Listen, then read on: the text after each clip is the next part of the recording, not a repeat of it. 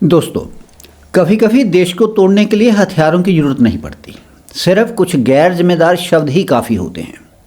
सोचिए, जिस कुर्सी से न्याय निकलता हो, जहां बोले गए हर शब्द का असर लाखों लोगों की ज़िंदगी पर पड़ता हो, अगर वहीं से ऐसे शब्द निकल जाएं जो युवाओं को अपमानित महसूस कराएं, तो फिर देश के अंदर कैसी मानसिकता पैदा होती होगी।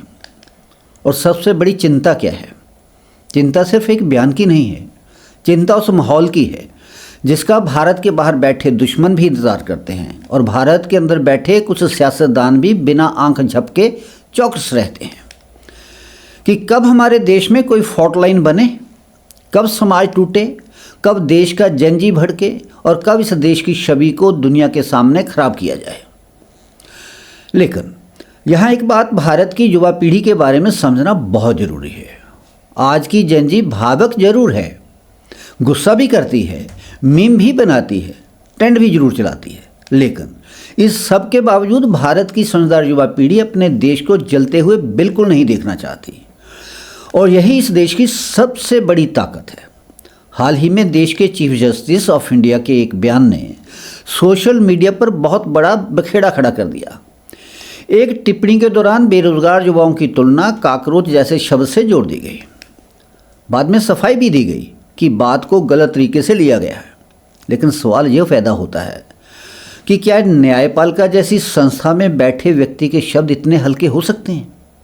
क्योंकि आम आदमी की भाषा और संवैधानिक पद पर बैठे व्यक्ति की भाषा में बहुत फ़र्क होता है और होना ही चाहिए। हम और आप गलती कर सकते हैं, हमारी बात गलत समझी जा सकती है, लेकिन जिस व्यक्ति के शब्दों से फैसले लिखे जाते हों, जहाँ एक शब्द से किसी की ज़िंदगी बदल सकती हो, वहाँ शब्दों का वज़न बहुत बड़ा होता है और यही बात लोगों को परेशान कर गई। सोशल मीडिया के इस दौर में कोई भी बयान सिर्फ बयान नहीं रहता, वह नैरेटिव बन जाता है, मूवमेंट बन जाता है, ट्रेंड बन जाता है। और फिर वही हुआ, कुछ लोगों ने इसे बेरोज़गार युवाओं के अपमान के तौर पर लिया। सोशल मीडिया पर काकरोच जनता पार्टी जैसे ट्रेंड शुरू हो गए, आर्टिफिशियल इंटेलिजेंस से तस्वीरें बनने लगीं, मीम्स बने, हैशटैग चलने लगे। कुछ ही दिनों में लाखों लोग नैरेटिव से जुड़ गए। अब यहाँ एक बहुत महत्वपूर्ण बात समझिए, भारत आज सिर्फ सीमाओं पर लड़ाई नहीं लड़ रहा, आज युद्ध सोशल मीडिया पर भी लड़ा जाता है, नैरेटिव के माध्यम से भी लड़ा जाता है, समाज को बांटकर भी लड़ा जाता है। दुनिया की कई एजेंसियां और कई ताकतें लगातार ये देखती रहती हैं कि भारत के अंदर कहाँ असंतोष पैदा हो सकता है, कहाँ जाति का मुद्दा उभर सकता है, कहाँ बेरोजगारी को लेकर गुस्सा भड़केगा, कहाँ सरकार बनाम युवा का माहौल बनेगा और कहाँ न्यायपालिका बनाम जनता जैसी स्थिति पैदा होगी। ऐसे समय में अगर देश के बड़े पदों पर बैठे लोग ही ऐसे शब्द बोल देंगे तो फिर वह आग सोशल मीडिया पर कई गुना बढ़ जाती है। और यहाँ समस्या सिर्फ एक बयान नहीं है, देश में पहले से बेरोजगारी को लेकर चिंता है, पेपर लीक के मुद्दे हैं, कॉम्पिटिटिव एग्ज़ाम्स पर सवाल उठते रहे हैं, युवाओं में फ्रस्ट्रेशन है। ऐसे माहौल में अगर उन्हें लगे कि सिस्टम उन्हें सम्मान से नहीं देख रहा तो स्वाभाविक है कि प्रतिक्रिया आएगी। लेकिन यहाँ मैं एक बहुत ज़रूरी बात कहना चाहता हूँ। इस पूरे विवाद के बीच भारत की युवा पीढ़ी ने बहुत बड़ी परिपक्वता दिखाई है। कुछ हताश राजनीतिक आवाज़ें लगातार युवाओं को सड़क पर उतरने के लिए उकसाती रहती हैं।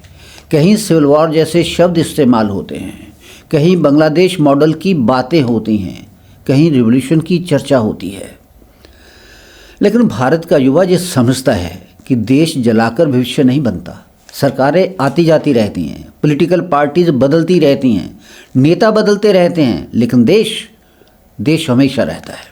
और यही कारण है कि लाखों युवा नाराज होने के बावजूद भारत आज भी शांत है, लगातार आगे बढ़ रहा है, क्योंकि इस देश की असली जनजी अपने देश से प्यार करती है, उसे समस्याएं दिखती हैं, वह सवाल भी पूछती है, लेकिन वह भारत को किसी भी कीमत पर तोड़ना नहीं चाहती, नुकसान नहीं पहुंचाना चाहती।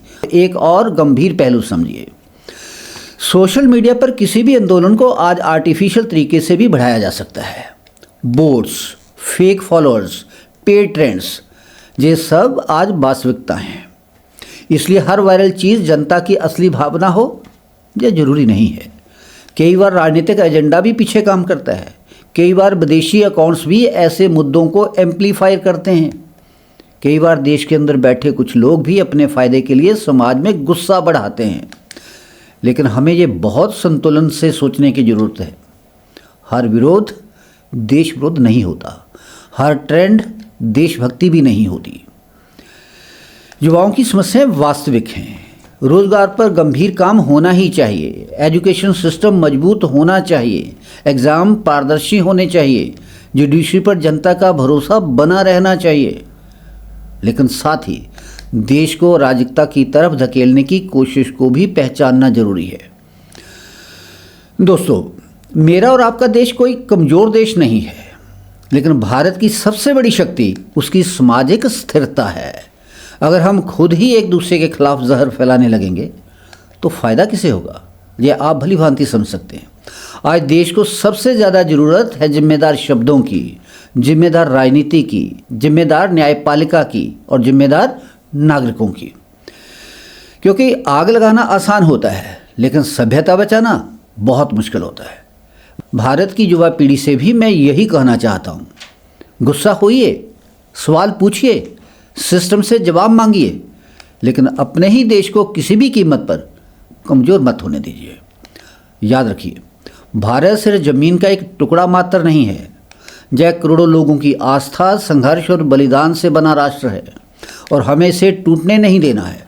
अगर आपको यह विश्लेषण संतुलित और विचार करने योग्य लगा हो तो वीडियो को लाइक जरूर करें, चैनल को सब्सक्राइब करें और इस वीडियो को ज़्यादा से ज़्यादा शेयर करें ताकि देश के मुद्दों पर गंभीर चर्चा आगे बढ़ सके। मिलते हैं अगले वीडियो में एक नए विश्लेषण के साथ। तब तक के लिए धन्यवाद। जय हिंद, जय भारत।